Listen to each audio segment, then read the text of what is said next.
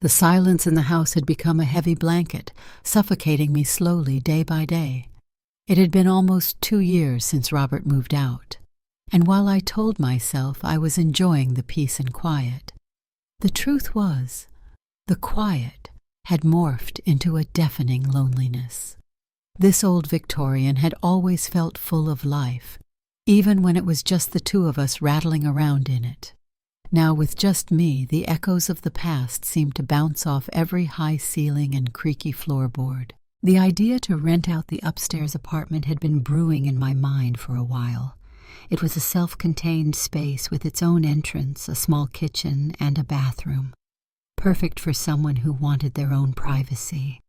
The extra income would certainly be helpful with the mortgage, but honestly, a small part of me just craved a little bit of life back in the house, someone around even if they were mostly in their own space. I pictured my ideal tenant, quiet, respectful, someone who wouldn't cause any trouble. Maybe a student or a young professional just starting out. I definitely wasn't looking for any drama. My drama days, I thought with a wry smile, had ended with Robert and his, well, let's just say his yoga instructor. So I put an ad online, and within a few days, I had a few inquiries. Most of them were from younger folks, which made me a little hesitant. Then I got an email from a Daniel. He sounded nice in his message, a little older, maybe late 50s or early 60s, and he mentioned he was a retired history teacher looking for a quiet place to settle. That sounded promising. We arranged a time for him to come see the apartment, and when he arrived, I immediately felt a sense of calm. Daniel was a kind-looking man with a warm smile and gentle eyes. He had salt and pepper hair that was neatly combed, and he carried himself with a quiet dignity. He wasn't flashy or trying to impress. He just seemed like a genuinely good person. He looked around the apartment, nodding thoughtfully as he took in the small living room, the compact kitchen, and the cozy bedroom. He asked a few practical questions about utilities and the lease, and his manner was always polite and considerate. By the time he said he'd like to take it, I felt a genuine sense of relief. He seemed like exactly the kind of tenant I had hoped for. Daniel moved in the following weekend. He was quiet and kept to himself, just as I had expected, but he was also surprisingly helpful in small ways. He noticed the porch swing was a little wobbly and offered to tighten the bolts. He even brought me in a few tomatoes from his small balcony garden one afternoon. Little gestures that were unexpected, but very much appreciated. Our interactions were mostly brief and functional. A quick hello on the stairs, a polite exchange about the weather, but there was a comfortable ease between us, a quiet understanding that I found myself appreciating more than I thought I would. It was nice to hear someone else moving around in the house, even if it was just the faint sound of footsteps overhead or the clinking of dishes from his kitchen. It made the silence downstairs feel a little less heavy. One afternoon I was trying to move a heavy box of old photo albums from the attic down to the spare room. It was awkward and much heavier than I anticipated, and I was struggling to navigate it down the narrow stairs. Just as I was about to lose my grip, I heard Daniel's voice from the bottom of the stairs. "Mrs. Henderson, can I give you a hand with that?" I was a little flustered, my cheeks flushed from the effort. "Oh, Daniel, that would be wonderful, thank you." He came up the stairs easily, his movements surprisingly agile for his age. He took the box from me, his hands brushing mine for a brief moment. It was a fleeting touch, completely innocent, but for some reason, it sent a little flutter through me. Maybe it was the unexpected contact after so long, or maybe it was just the simple kindness of his gesture. As he carried the box effortlessly down the rest of the stairs, I watched him, a new awareness dawning in my mind. He wasn't just my tenant. He was a man, a kind, helpful man with a gentle smile. And in the quiet solitude of my house, that realization felt significant. I quickly dismissed the thought, telling myself it was just gratitude. But as the days turned into weeks, that little flutter I felt on the stairs would occasionally return, a subtle reminder that perhaps the silence in my house wasn't the only thing that was starting to shift. The small acts of kindness from Daniel continued, each one chipping away at the wall I'd unknowingly built around myself since the divorce. He'd leave a newspaper at my door if he knew I hadn't gotten out yet, or he'd offer to pick up groceries if he was going to the store anyway. These weren't grand gestures, just thoughtful little things that made my days a little brighter. Our conversation started to lengthen too. What began as polite greetings on the stairs evolved into short chats about our days, the weather, or something interesting we'd read. I learned that Daniel had a dry wit and a quiet sense of humor that I found myself enjoying immensely. He'd tell me stories about his teaching days, often with a self-deprecating tone that made me chuckle. I, in turn, started sharing small snippets of my own life, things I hadn't realized I'd been keeping bottled up. One afternoon, I was struggling with a particularly stubborn rosebush in the garden. The thorns were vicious, and I just couldn't seem to prune it properly. I was huffing and puffing, my gloves thick with scratches, when I heard Daniel's voice from the edge of the garden. "Having a bit of trouble there, Eleanor?" I straightened up, wiping a bead of sweat from my forehead. "This thing is determined to win," I said with a sigh. "I think it's got a personal vendetta against me." Daniel chuckled and came over to where I was standing. "Mind if I take a look?"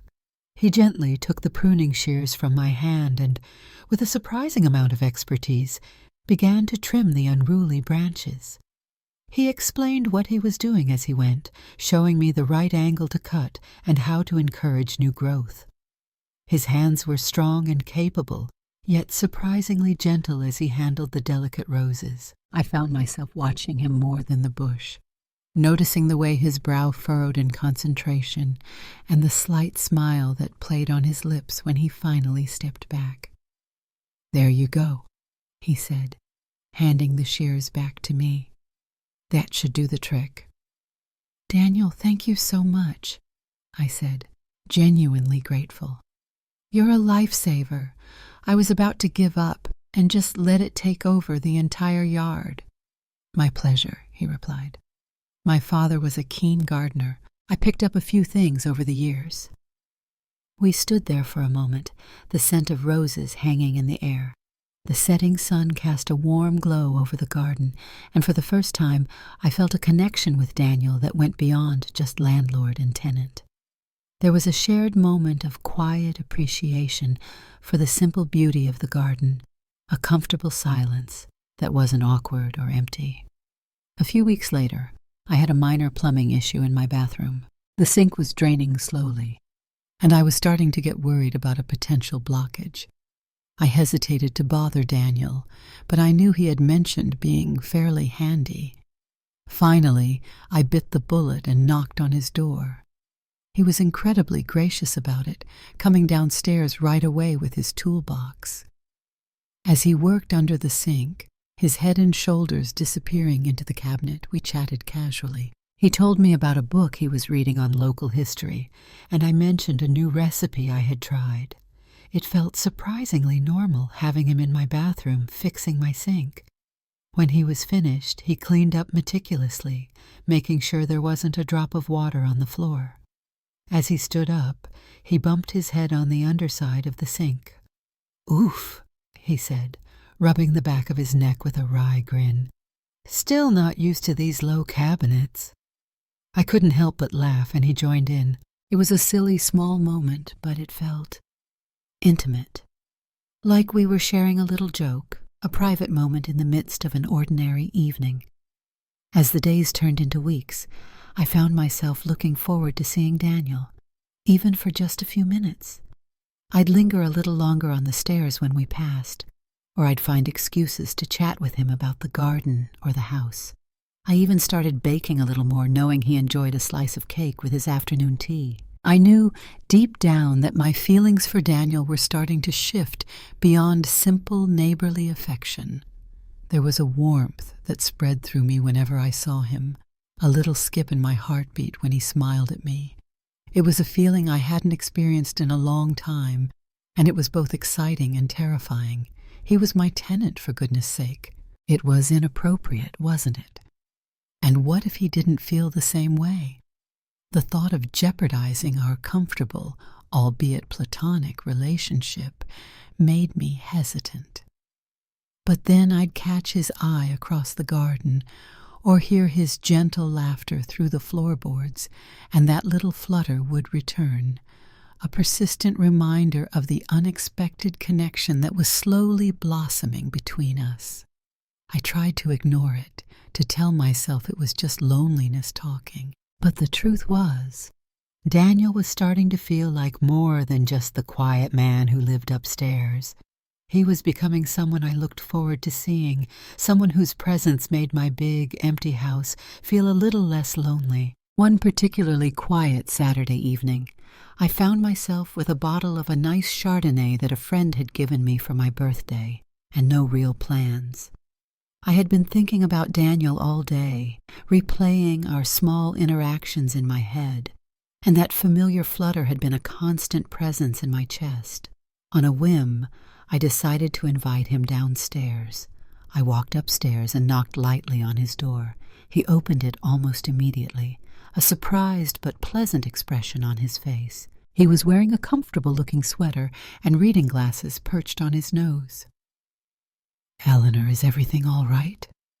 he asked, a hint of concern in his voice. "Everything's fine, Daniel," I said, trying to sound casual. I have a bottle of wine here, and I thought maybe you'd like to share a glass?" A slight hesitation flickered across his face, and for a moment I worried I had overstepped. But then his smile returned, warmer this time. "That sounds lovely, Eleanor. Just let me grab my glass." We settled in my living room, the soft glow of the table lamp casting long shadows on the walls. We started with polite conversation, talking about the books we were reading and the news of the week. But as the wine flowed, the conversation became more relaxed, more personal. Daniel told me about his late wife, Sarah. It was the first time he had mentioned her, and there was a quiet sadness in his voice as he spoke of their life together. I listened intently, feeling a pang of sympathy for his loss. I, in turn, shared a little more about the difficulties of my divorce, the feeling of starting over after so many years. There was a shared vulnerability in the room, a sense of understanding that transcended our landlord-tenant relationship. I found myself looking at Daniel in a new light, seeing not just the kind tenant, but a man who had experienced his own share of life's joys and sorrows. As the evening wore on, the silence between us became more comfortable, punctuated by the soft clinking of our glasses. I noticed Daniel's gaze lingering on me a little longer than usual, a warmth in his eyes that made my heart beat a little faster. At one point I reached out to refill his glass, and our fingers brushed. It was a brief, innocent contact, but it felt charged with a sudden awareness. My hand lingered on his for a moment longer than necessary, and I saw his eyes flick down to our intertwined fingers before meeting mine again. There was a question in his gaze, a silent acknowledgement of the unspoken feelings that had been simmering beneath the surface. We continued to talk, our voices softer now, the air in the room feeling thick with a subtle tension. I found myself wanting to close the small space between us, to reach out and touch his hand again, but I hesitated, unsure of how to proceed. Then Daniel cleared his throat softly. "Eleanor," he began, his voice a little rougher than usual, I've really enjoyed getting to know you." "Me too, Daniel," I replied, my voice barely a whisper. He reached across the small table and gently took my hand in his. His hand was warm and slightly calloused, and his touch sent a shiver down my spine. He didn't say anything, just held my gaze, his eyes filled with a mixture of tenderness and something else, something that made my breath catch in my throat. Slowly, he rose from his chair and came around the table to where I was sitting. He knelt down in front of me, his eyes never leaving mine. He reached up and gently cupped my cheek, his thumb stroking my skin softly. "You're a very special woman, Eleanor," he murmured, his voice low and sincere. My heart was pounding in my chest. I reached up and placed my hand over his, my fingers trembling slightly. The air between us felt electric, the unspoken desire finally finding its way to the surface. He leaned in slowly, and I closed my eyes, anticipation building within me.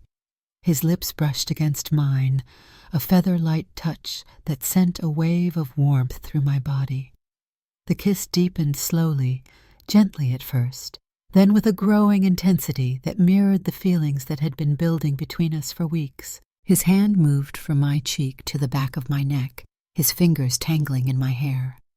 My own hands found their way to his shoulders, gripping them gently as the kiss deepened, a silent acknowledgement of the unexpected turn our relationship had taken. We stayed like that for a long moment, lost in the intimacy of the kiss, the world outside fading away. When we finally broke apart, our foreheads touching, we were both a little breathless. There was a shared look in our eyes, a mixture of surprise, tenderness, and a dawning realization of the connection we had found. Without a word, he stood up and offered me his hand. I took it, and he gently pulled me to my feet. We stood there for a moment, close, but not touching, the unspoken question hanging in the air. Then he reached out and gently brushed a stray strand of hair from my face, his touch lingering for a moment longer than necessary. Would you like to come upstairs for a bit?" he asked softly, his eyes filled with a hopeful anticipation that mirrored my own. I nodded, a small smile playing on my lips. The landlord-tenant boundaries had blurred, perhaps even vanished, and in that moment, all that mattered was the unexpected connection I had found with the quiet man who lived upstairs. As we walked up the stairs together, hand in hand, a sense of excitement and nervous anticipation filled me, a feeling I hadn't experienced in years. The night was quiet, but the silence in the house no longer felt heavy. It felt full of possibility. The air in Daniel's upstairs apartment felt different, charged with a newfound intimacy. It wasn't awkward, not in the slightest. There was a sense of quiet understanding between us, a shared acknowledgement of the unexpected turn our evening had taken. We didn't rush into anything. Instead, we sat on his small, cozy couch, talking softly, our knees occasionally brushing against each other. He told me more about Sarah, the love of his life, and the quiet joy they had found in their years together. There was a tenderness in his voice, a gentle acceptance of the past that I found incredibly comforting. I, in turn, shared more about my marriage with Robert, the slow drifting apart, and the feeling of being invisible in my own home. It felt good to talk so openly, to share these intimate details with someone who listened without judgment. Later, as the night deepened, we found ourselves closer, a comfortable silence settling between us. He reached out and gently took my hand, his thumb tracing slow circles on my skin. There was a warmth in his touch, a reassuring presence that eased the lingering anxieties I had about crossing this line. When he leaned in and kissed me again, it was different from the first time. It was softer, more tender, filled with a quiet affection that resonated deep within me. There was no urgency, just a gentle exploration, a silent promise of something more. We eventually moved to his small bedroom. There was a simplicity to the space, a sense of peace that mirrored Daniel's own demeanor. As we lay side by side, the moonlight filtering through the window casting a soft glow on his face, I felt a sense of calm I hadn't experienced in years. His hand rested lightly on my hip, a comforting weight that made me feel safe and cherished. There was no grand passion, no dramatic declarations. Just a quiet intimacy, a gentle exploration of a connection that had blossomed unexpectedly. It felt right, in a way that surprised me. There was a comfort in his touch, a familiarity that felt both new and strangely familiar. The next morning, I woke up to the smell of coffee brewing. The apartment was filled with a soft, golden light. Daniel wasn't beside me, but I could hear him moving around in the small kitchen. A sense of warmth spread through me, a feeling of contentment I hadn't realized I was missing. He came into the bedroom a few minutes later, carrying 2 mugs of coffee. He offered me one with a warm smile that crinkled the corners of his eyes. "Morning, Eleanor," he said softly. "Morning, Daniel," I replied, taking the mug. Our fingers brushed, and this time the touch felt different. Imbued with the shared experience of the night before, we sat in comfortable silence, sipping our coffee, the unspoken question of what came next hanging gently in the air. There was no awkwardness, just a quiet understanding. Later that morning, as I was getting ready to head downstairs, Daniel stood in the doorway. "Eleanor," he said, his voice hesitant. Would you like to have dinner with me tonight? Downstairs, I mean." A smile spread across my face. "I would like that very much, Daniel." He smiled back, a genuine, heartfelt smile that reached his eyes. "Good. I'll see you later then." As I walked back down to my part of the house, the silence no longer felt heavy or lonely. It felt different. It felt like a quiet anticipation, a sense of possibility. The landlord-tenant relationship had undoubtedly changed, but it had changed into something unexpected, something that felt like a new beginning. I didn't know what the future held for Daniel and me. We were both older, both had our share of life's experiences, but in that moment, standing in my quiet living room, the memory of the night before still warm in my heart, I knew one thing for sure. I didn't regret a single moment. Sometimes connection can be found in the most unexpected places, with the most unexpected people. And sometimes the quiet moments can lead to the most surprising and beautiful turns in our lives. The loneliness in my house had finally found a companion.